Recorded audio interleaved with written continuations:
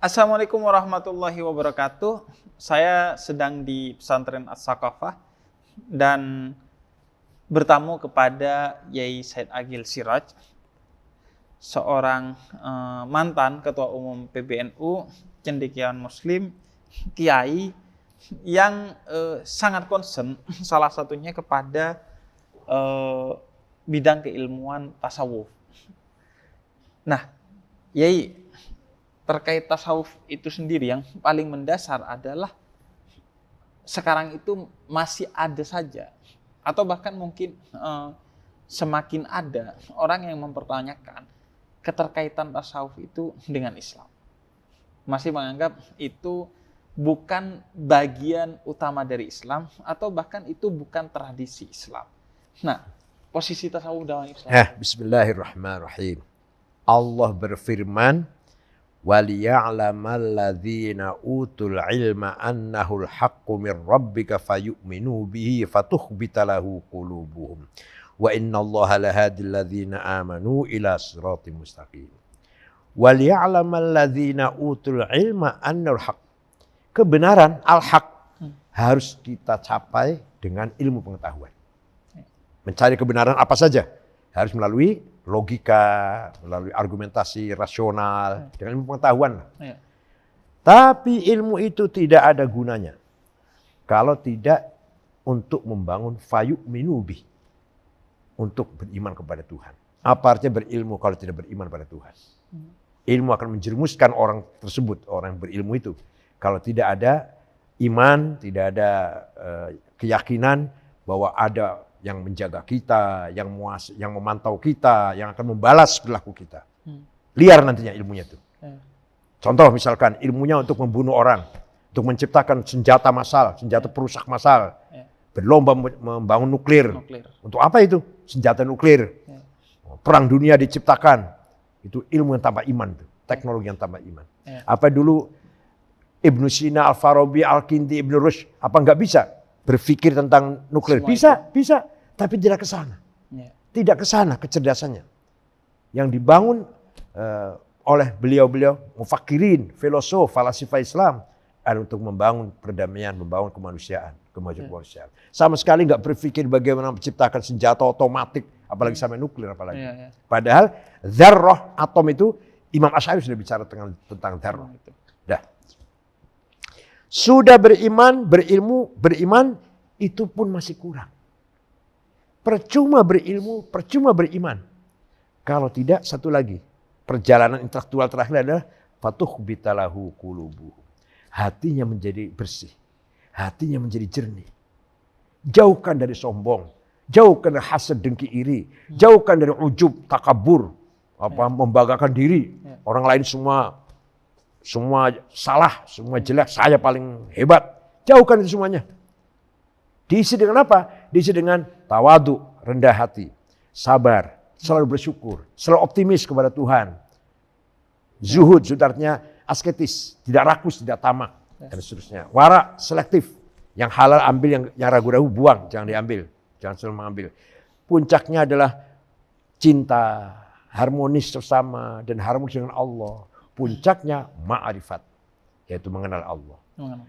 Kepemimpinan, manajemen, yang dibangun hanya dengan rasional, dengan hanya logika, sering salah. Walaupun awalnya benar, keyakinannya benar, tapi sering salah.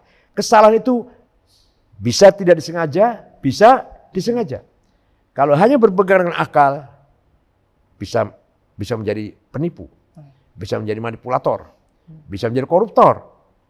Atau kesalahan yang tidak sengaja. Berujung pada kebingungan kalau hanya akal. Maka kita teruskan, jangan hanya dengan akal. Kita bangun kepemimpinan berbasis intuisi. Intuisi adalah tempat bisikan dari Allah. Tempat bisikan ilahiyah yang selalu membisikkan kebenaran. Yang kedua, bisikan dari malaikat. Ada khawatir ilahiyah, bisikan dari Allah, yaitu namanya hidayah, petunjuk. Ada bisikan dari malaikat, namanya ilmu laduni. Jenius dari malaikat. Nah, ada bisikan hawajis dari hawa nafsu dan wasawis dari setan. Kalau tanpa dibangun intuisi yang cerdas ini, kita pasti akan tergiur, tergoda dengan hawajis dan wasawis. Hawajis bisikan dari hawa nafsu kita sendiri, kerakusan, ketamakan egonya kita sendiri, wasawis glitikan godaan dari setan. Kalau tanpa kita bangun intuisi yang sehat. Oleh karena itu, ujung daripada akal akan mentok, akan berhenti pada kebingungan dan ketidaktahuan. Tapi kalau intuisi akan mendapatkan direct illumination, nur mubashir, cahaya langsung dari Allah, tidak akan pernah bohong, tidak akan pernah salah. Ma kadzabal fuadu ma ra'a. Hati tidak akan bohong. Yang bohong itu cangkem, mulut bohong. Demi Allah saya enggak korupsi, hatinya pada ya. Demi Allah saya masih sedikit, banyak. Mulut yang bohong itu. Hati dia sendiri enggak bohong. Saya bohong misalkan. Mulut saya bohong, sumpah bohong. Hati saya sendiri jujur.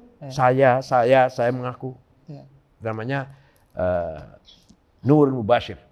Tuh, jadi hati itu tempatnya illumination, pencerahan dari Allah langsung.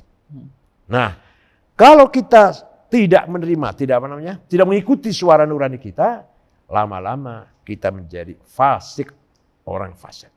Terus menerus kemudian terus lama-lama menjadi syirir, penjahat sudah.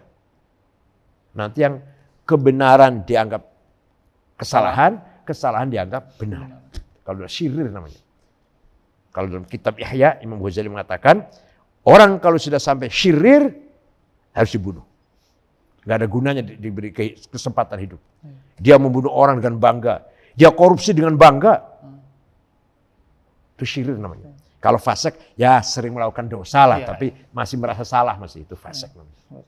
Dan bagi Yai Said, tasawuf ini bisa menjadi solusi atas masalah-masalah kita. Ya itu tadi. Ya. Tasawuf bisa membangun pertama basirah, the eye of heart, yang bisa membedakan ini benar, ini salah, ini lurus, ini bengkok. Itu namanya basirah. Balil insanu ala nafsihi basirah. Setiap manusia punya mata hati, the eye of heart. Nah, itu fungsinya. Nanti mata hati itu basirah akan estafet kepada domir, moral atau conscience yang bisa memotivasi kita mengambil yang benar. Setelah dikasih tahu dari basirah tadi, ini benar, ambil yang benar, lakukan yang benar. Do it, if'al.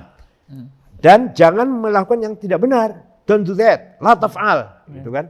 Itu suara domir namanya, suara conscience, suara moral. Yang kemudian estafet pada fuad. Fuad nurani adalah nurani, depth of heart. Maka dzabal fuadu ma ra'a, itu bagaikan hakim yang jujur.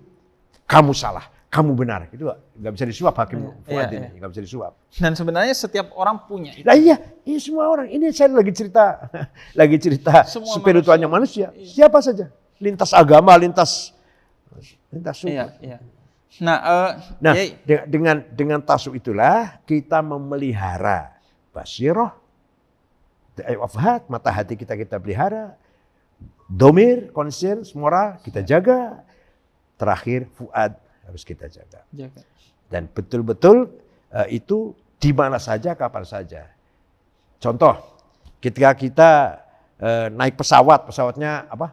Turbulasi apa namanya? Turbulasi oleng. Waduh, semua ingat pada Allah semuanya. Terselamat sampai mendarat dengan selamat, lupa Allahnya. Itu bukan tasawuf itu namanya. Itu bukan tasawuf, bukan. Itu namanya kondisional. Kalau seorang sufi memegang ajaran tasawuf, kapan saja, di mana saja, ketika sehat, ketika sakit, ketika aman, ketika gawat, selalu bersama Allah. Dipuji tidak terbang, tidak terbang, dicaci maki tidak minder. Likaila ta'saw ala ma fatakum wa la tafrahu bima atakum. Selama yang muji manusia, selama yang mencaci manusia, sama dengan saya. Ngapain kita terpengaruh pujian atau cacian? Yang mencaci sama dengan saya, yang memuji sama dengan saya. Ini berarti akan jadi pegangan kuat untuk kita bermedia sosial. Karena di media sosial ada haters, pembenci, pencaci, ada lovers, pemuji walaupun kita nggak pantas dipuji. Tasawuf jadi pegangan di sini. Nah, ini artinya apa? Percaya diri, dinamis. confident, percaya diri. Ngapain ngurusin manusia, ngurusin orang? Ya. Gus Dur contohnya. Oh. Yang mencaci maki banyak, yang memuji banyak. Tapi tidak terpengaruh dengan pujian dan tidak terpengaruh dengan cacian. Ya. Sebelum jadi presiden, sedang jadi presiden, setelah jadi presiden, tetap Gus Dur nggak berubah. Begitu. Dengan Dengan kesederhanaannya, kartu bank, kartu kredit itu nggak punya itu. Sampai wafat nggak punya. Buku agenda harian tuh nggak punya. Undangan tuh apal-apal undangan tuh. Hafal. Nomor HP hafal. Jadi kalau tasawuf itu lebih dari psikologi. Iya. Kata sasarannya adalah bagaimana kita memahami tajalliyatillah. Manifestasi Tuhan yang maha absolut itu, the absolute one existence, menjadi alam semesta ini. Iya. Melalui alam semesta ini. Kalau psikologi, bagaimana membentuk jiwa yang sehat, yang baik, yang normal, dimulai dari akhlakul karimah, dimulai dari perilaku yang baik, dimulai dari kejujuran. Contoh ini yang jelas sekali. Minyak goreng tidak ada, atau uang negara hilang, tidak ada korupsi. Apa itu yang hilang sebenarnya? Bukan minyak goreng yang hilang, sidik yang hilang, kejujuran yang hilang. Begitu kejujuran hilang, minyak goreng jadi hilang. Begitu kejujuran hilang dari bangsa ini, terutama dari yang pelakunya ya, maka korupsi di mana-mana ada. Prinsipnya apa? Sebab utamanya kita semua kehilangan sidik atau kejujuran. Semua pembohong semuanya. Maka sifat wajib bagi Nabi adalah sifat sidik. Nabi itu wajib jujur. Kita umatnya pun wajib sidik.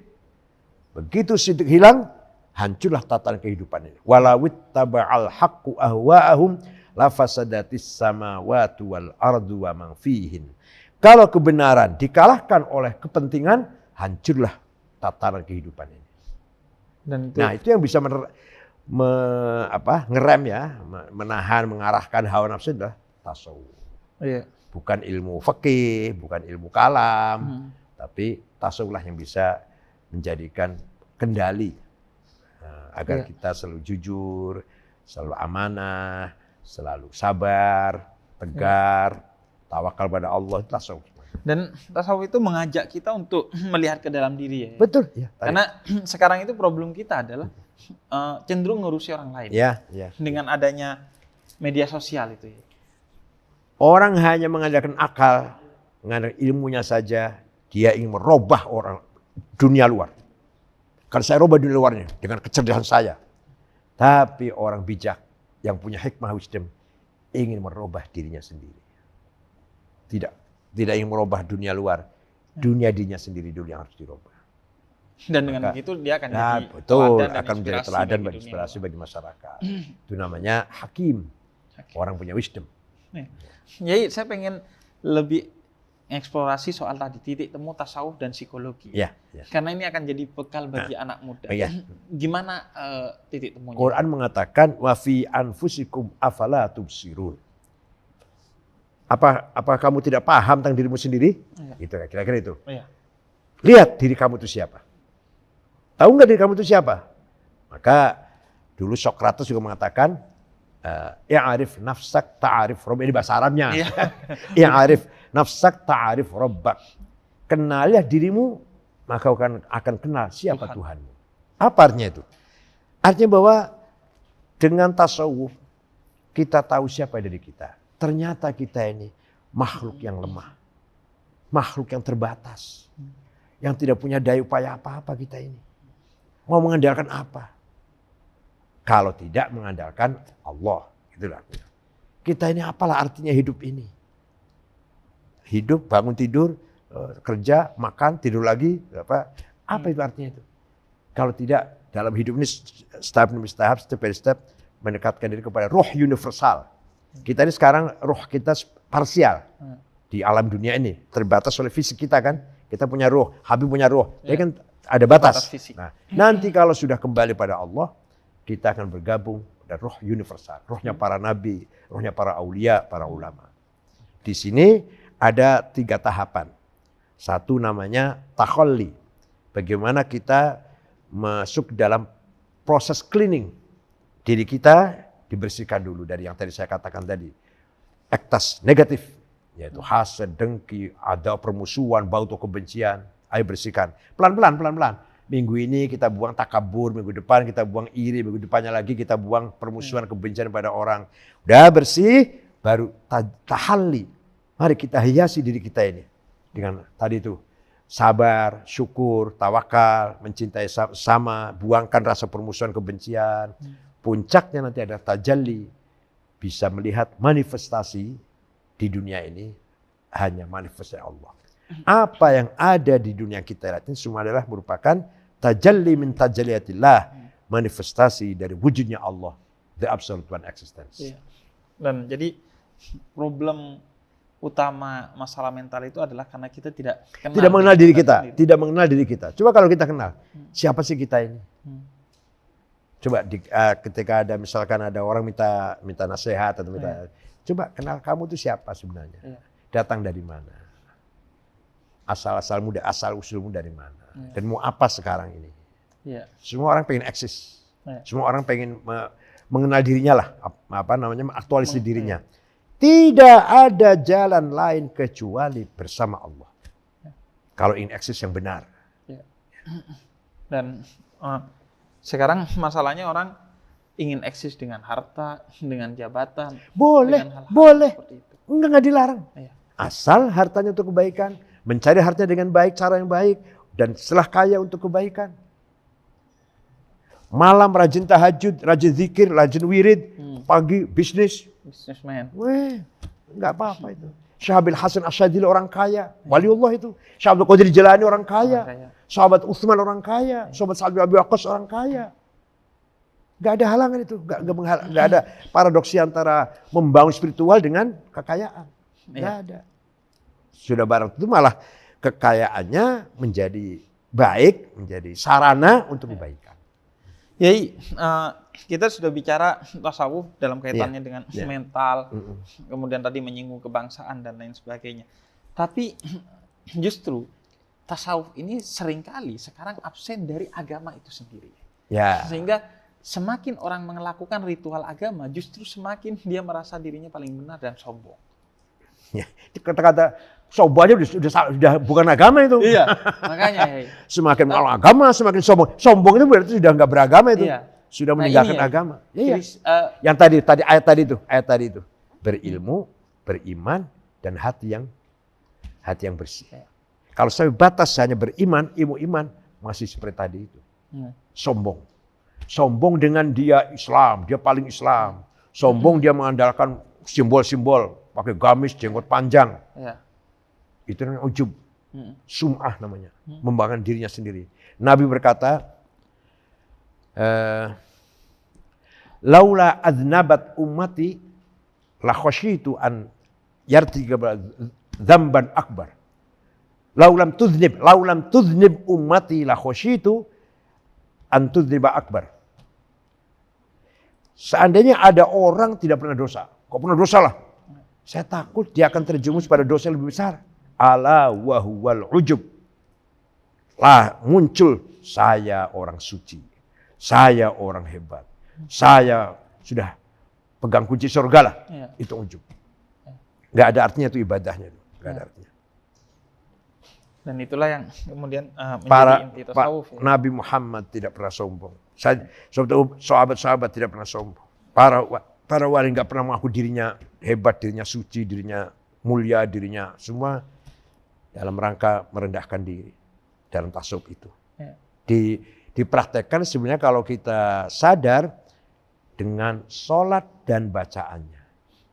Iyyaka na'budu wa iyyaka nasta'in. Hanya kepadamu kami menyembah dan hanya kepadamu kami memohon.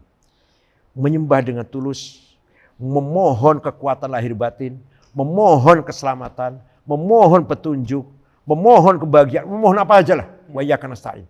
Tanpa i'anah dari Allah, tanpa pertolongan dari Allah, kita ini nggak ada apa-apanya. Sudah harus diyakini seperti itu. Kemudian dalam sholat ada sujud. Kita jatuhkan kepala kita di muka bumi ini. Itu artinya apa? Bahwa aku bukan siapa-siapa. Akulah hamba yang hina dina. Hanya engkau Allah yang mulia. Itu sholat. Maka As-sholatu mi'rajul mu'minin. Salat itu adalah mi'rajnya orang beriman. Mi'raj secara batin. Sobat. Dan itu lagi-lagi soal tasawuf. Dan saya ingin mengutip satu perkataan tentang lebih baik orang yang rendah hati meskipun dia berada dalam kemaksiatan. Kemaksiatan itu membuat dia rendah hati daripada orang yang rajin ibadah tapi dia sombong. Justru dalam keadaannya yang beribadah itu. Itu Imam Ghazali menulis kitab kecil namanya Asnaful Maghrurin. Beberapa orang yang terpedaya oleh dirinya, tertipu oleh dirinya.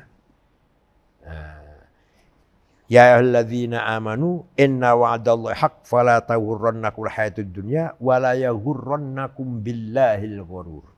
Wahai orang beriman, jangan kamu terpedaya oleh godaan dunia. Ini gampang. Jangan kamu terpedaya oleh godaan materi, pangkat, jabatan. Gampang. Pemahamannya itu gampang. Tapi yang paling sulit, wala yaghurrannakum billahil ghurur. Kamu jangan terpedaya oleh tipuan-tipuan yang menjerumuskan kamu atas nama Allah. Dengan atas nama Allah. Dikira dia sudah hebat, sudah dekat dengan Allah. Tipuan itu. Kalau dia sudah misalkan sholat tahajud pagi-pagi, wah saya tadi malam hebat, sudah dekat dengan Tuhan. Itu ujub itu. Itu namanya maghrur bi anfusim, maghrur bi nafsi. Maghrur bi nafsihi. Makanya Yai, saya punya jamaah Yai disebutnya pemuda tersesat. Ya. Jadi daripada merasa benar dan akhirnya berhenti belajar dan beribadah, lebih baik merasa tersesat. Betul. Nanti bertobat, tetap belajar dan beribadah. Terima kasih. Nabi Muhammad tidak pernah merasa benar. Setiap hari, setiap malam tidak kurang dari 100 kali bertaubat. Coba Nabi Muhammad. Nggak pernah merasa saya hebat. Meskipun sudah pasti. Nah pasti dong ya. Tapi perasaan bahwa beliau belum itu yang justru. Sayyidina Ali seperti apa? Selalu menangis dalam itu. Imam Hasan Basri. Kalau akan sholat gemetar badannya. Karena akan menghadap Allah. Allah yang Khalik. Dan itu semua soal tasawuf. Iya. Itu yang menjadi kekuatan utama agama dan yang justru krisis di sebagian. Dan aliran tasawuf ini sekarang berkembang di Prancis, di Inggris, bahkan di Amerika. Justru menjadi jawaban bagi Ibn Arabi Society, Halal Society ada di Prancis. Justru berkembang di sana. Karena itu untuk menjawab krisis manusia modern ya. Yang semakin dia dapat segalanya, semakin merasa kok belum apa-apa, hampa. Karena batinnya kosong. Sama-sama. Sama-sama.